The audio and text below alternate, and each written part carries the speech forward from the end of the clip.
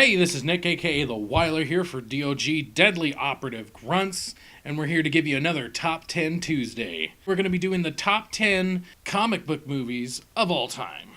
This is a personal opinion, so if you'd like to put your top 10, make sure to put that in the comments below. Let's get started with number 10, 30 Days of Night. 30 Days of Night is actually a story of vampires, and they go up to Alaska, and for 30 days, the sun does not come out. Now, this is a premise for a vampire movie that just seemed like, why did they not do this before? It was so good. It stayed very true to the source material, and it was just overall a very good movie. Number 9, Watchmen. Now, Watchmen the comic was pretty much just the storyboard of Watchmen the movie. No, I mean it, literally. It was the storyboard for the movie. And honestly, it was just a really good movie. Now, this is definitely a very controversial one because not a lot of people liked it. And not a lot of people like Zack Snyder. But I like Zack Snyder's style of directing, and the visuals and the moments and everything that happens in that story is just really good, and it definitely keeps you guessing. Number 8, The Dark Knight. Now, a list would not be complete without an appearance from The Dark Knight himself. And Heath Ledger's portrayal of the Joker is still to this day one of the best portrayals of any villain in a comic book movie. Not only that, but the entire movie was just masterfully done. Even though there might be a lot of flaws that you can point out, plot holes and continuity issues, it's still just a very enjoyable story to look through. And everything as far as the cinematography and the choreography of the entire film is awesome. Number 7, Sin City. Now, this is another one where they pretty much used the comic book as a storyboard. And it really shows. Showing side-by-side pictures of the film and the comic book is uncanny. And the Pulp Fiction style of storytelling, where it jumps from one person to another and they cross paths on many occasions, is just a really entertaining story. Plus, the gore and the violence and the sheer number of nut shots just make it really good. Number 6, Guardians of the Galaxy. Now, this is definitely one that took everybody by surprise. Because who thought a talking tree and a humanoid raccoon talking to each other in 3 words would be something that was really enjoyable? But the entire cast and crew really made a comic book movie that really made comic book movies change. It made them think about what they were going to do next. And they all had to live up to Guardians of the Galaxy. Number 5, Scott Pilgrim vs. the World.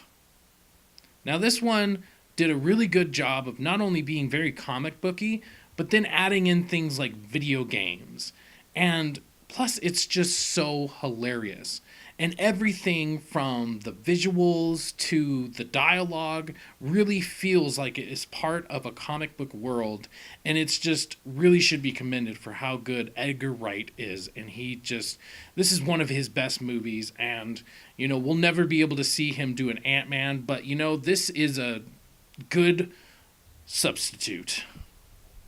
Number 4, X-Men 1 and 2. Now, this might be cheating a little bit, but I like them both, and I like them both equally.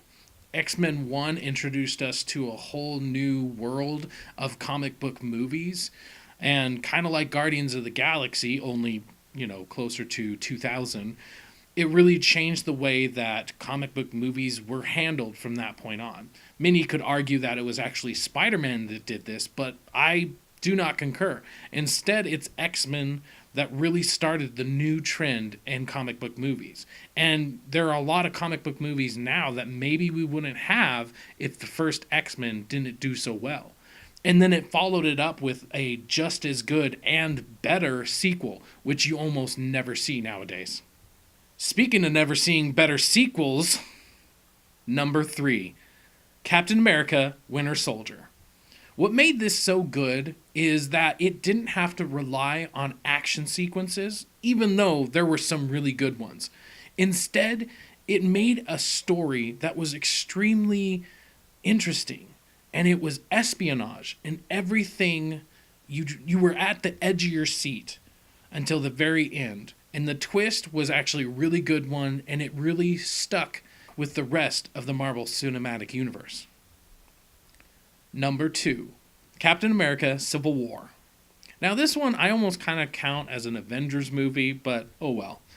But this one, what made it so good is that everybody's motivation was very clear.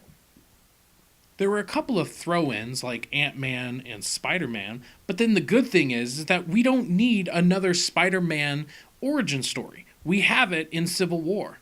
And Black Panther, we don't need to know because it was set up so well in this movie. And we didn't need an hour and a half or a 2-hour movie explaining everything that we need to know about a Black Panther. We don't need to know. We know it now, and it did such a good job. Instead of jumbling everything together and all the storylines getting mixed up, this was executed very well, and it was never confusing. And you believed that each character felt the way they did. And even though one of them had to be the bad guy, it never felt like one of them was the bad guy. All right, we've made it to number 1. Can you guess what it is? I'm pretty sure you can. Number 1 is Deadpool. Deadpool and its awesome, how do I put this? Awesome tasticity is just awesome.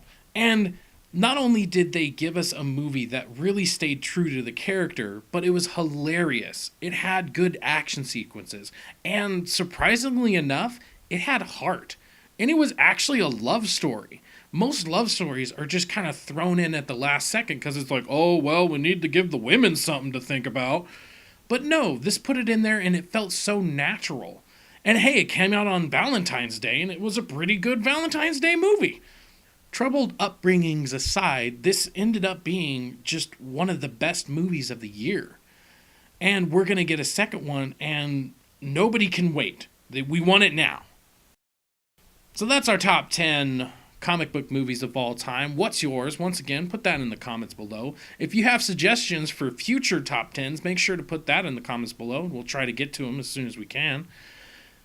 That's it for us at the Deadly Operative Grunts, and we're feeling squirrely.